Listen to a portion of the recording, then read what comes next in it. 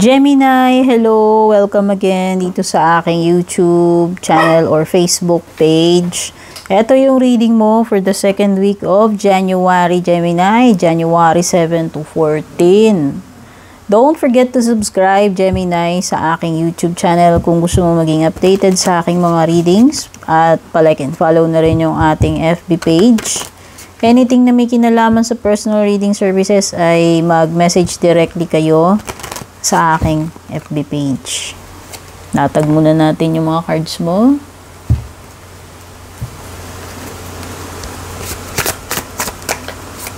Nabalasa ko na ito. Baka nagtataka kayo, baka sabihin nyo, si Purple Tea hindi nagpabalasa. Kasi meron akong may nag-comment minsan sa akin ganyan. Minsan naman kasi para makat na yung oras binabalasa na natin. Depende sa mood ko yan. Ako naman ay ganun. Minsan doon ako actual nagbabalasa sa reading. Ayan. Pero madalas binabalasa ko na yan. Meron kasing mga taong ganun. Mapuna sila. Kaya, ayan. Baka lang nagtataka kayo. Ay, hindi niya binalasa.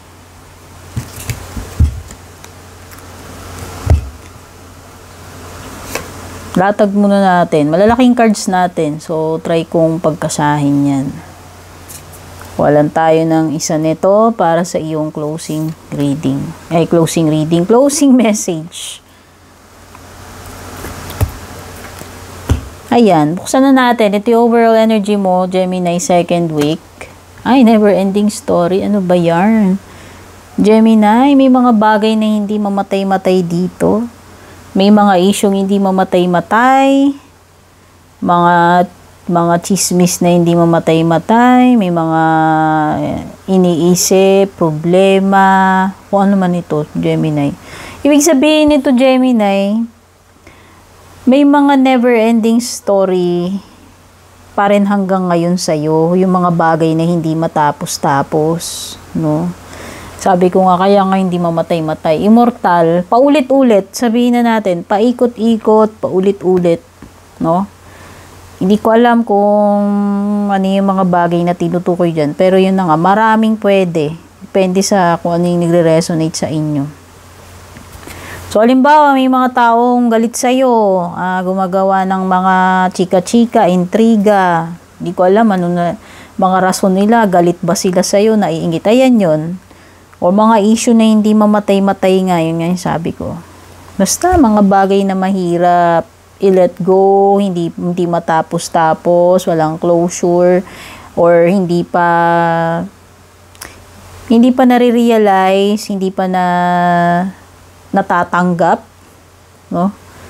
So, kasi madalas ganun kaya may mga never-ending story kasi hindi natin hindi natin dinideal with or tinatapos or hindi, pwede kasing may mga hindi tanggap bakit nangyayari yun. Ayaw tanggapin, in denial, yan. Hindi pa ready, hindi ko alam, maraming reason. Basta may mga never ending story dyan. At ang pinakasagot dyan, Gemini, ikaw rin naman ang tatapos ng mga never ending story mo. So, kung mga labada yan, pisa mo na yung paglalaba. Kasi, yung labada parang never-ending story, diba? Kaka-empty mo lang ng laundry basket. Maya-maya may laman na naman yun.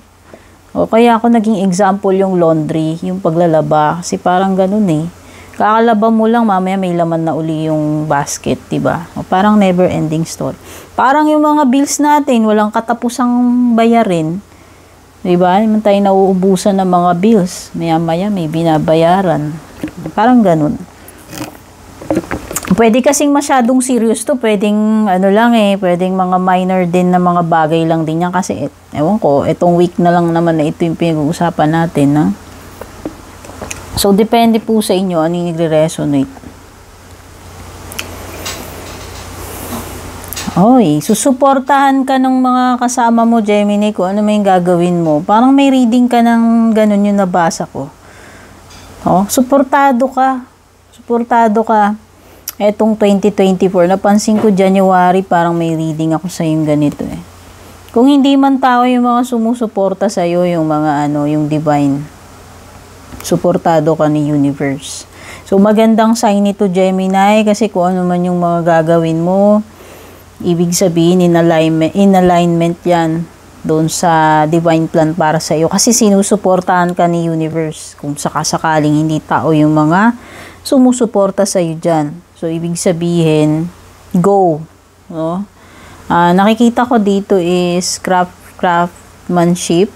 So, pwedeng meron kang bagay dito na talagang pinagtutuunan mo ng effort mo. No, na talagang pineperpekto mo yan talagang paano ba, binubusisi, sabihin na natin. And huwag kang mag-alala kasi yung Three of Pentacles na yan, kung ano naman yung mga effort na ginawa mo dyan, for sure mare-recognize nila yan, whether sa workplace yan, sa relationship mo o kung saan man, no? May recognition dito, may recognition para sa iyo. Okay, pwedeng iba dito, pwedeng bagong partnership ito, bagong team, bagong project. Merong bagong uli na na kailangan gawin, pagtulong-tulungan, yun yung idea nito, no? So panibagong pagtutulungan, pakikisama, no? Bayanihan, yan, parang bayanihan. 8 of Wands, you have movement card, opportunities. Ayan. You're manifesting multiple opportunities etong second week, Gemini. O diba? Sabi ko nga sa iyo. Na pwedeng may bagong projects, diba yung binanggit ko sa iyo dito. So, may bago ka na naman pagkakabisihan, bago ka na naman gagawin. Maraming dito, pwedeng maraming ano ba tawag dito? Biyahe-biyahe. Kasi maraming movement. Sabihin na natin, magiging very active ka, magiging very busy ka na uli. Ang dami nito Pag nakita mo kasi to, yan, pwedeng iba sa inyo dito kung nag-a-apply kayo. Pwedeng, yun. Tawagan ka na, na-hire ka na. Basta may positive na message kang mare-receive. So, kung na application man, may ina-applyan mo. At eto pa, pag naka-receive ka ng message dyan, no time to spare ka na, pwede kang parang magsisimula ka na agad. No? Ito yung energy ni 8 of Wands. So, pwedeng iba sa inyo dito, nakaka-attract kayo ng energy ng jealousy. O pwede may mga taong naiinggit sa inyo dyan or ewan ko, gumagawa ng mga chika-chika kasi nga naiinggit. Ace of Swords, Gemini, makakahanap ka ng solution sa problem mo with the Ace of Swords. So, iba sa inyo dito kung may pinagdadaanan kayong medyo mahirap-hirap na kalagayan, sitwasyon, malalagpasan nyo yan with the Ace of Swords. Makakaisip kayo ng diskarte, ng solusyon nyo dyan sa problem na yan. Meron din itong sinasabi about paggawa ng decision.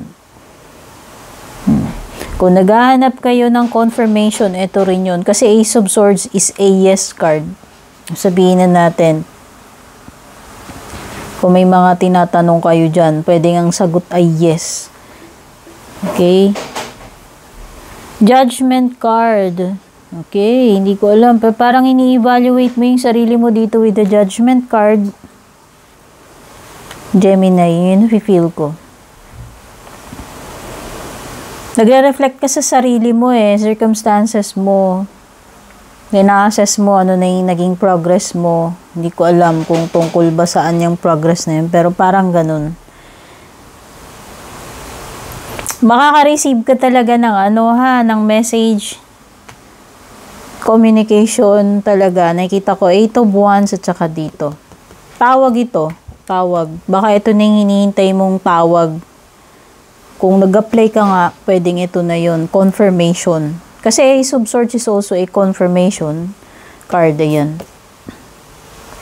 Okay, iba sa inyo dito may mga realizations kayo. Judgment card is a card of realization, wake up call. wake up call, yung iba, hindi ko alam, nagigising na kayo sa katotohanan.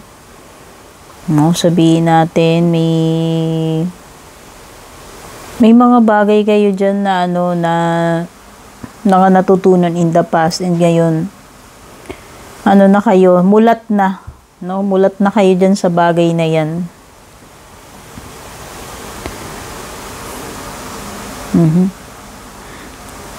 So, nakalagay pala yung judgment mo sa challenge, no? Sa bandang challenge mo. Huwag kayong maging masyadong overly critical sa sarili ninyo, Gemini. Huwag niyong masyadong ibuli yung sarili ninyo. Para kasing meron ka ditong yung sabi ko nga, di ba, parang nagkakaroon ka ng assessment sa sarili mo.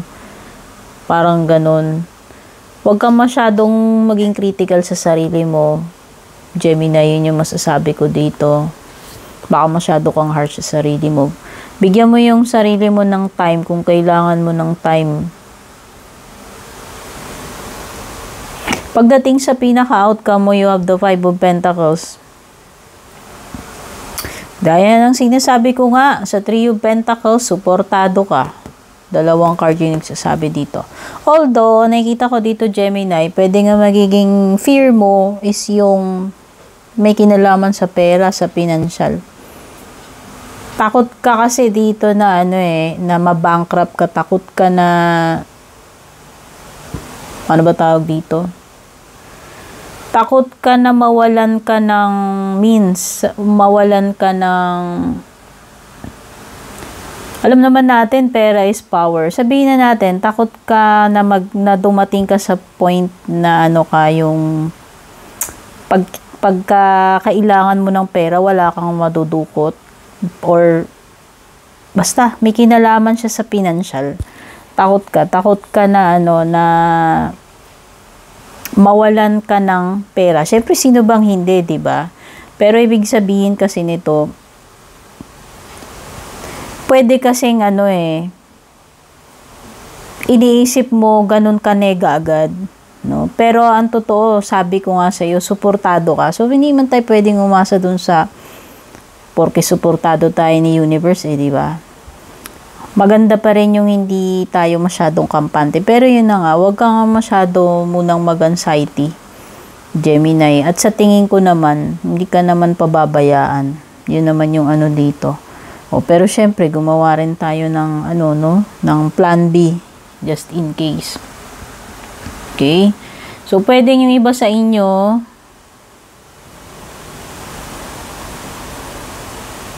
yun na nga, baka iniisip nyo, hindi kayo tutulungan pag nangailangan kayo, iniisip ninyo, hindi kayo susuportahan, pero yun na nga, ina-assure sa iyo nitong mga cards mo dito na if ever na may gagawin ka, susuportahan ka. No? Family mo man yan, susuportahan ka ni universe, parang suportado ka dyan. So, kumbaga protected ka doon sa matinding danger, yun lang yung masasabi ko. And,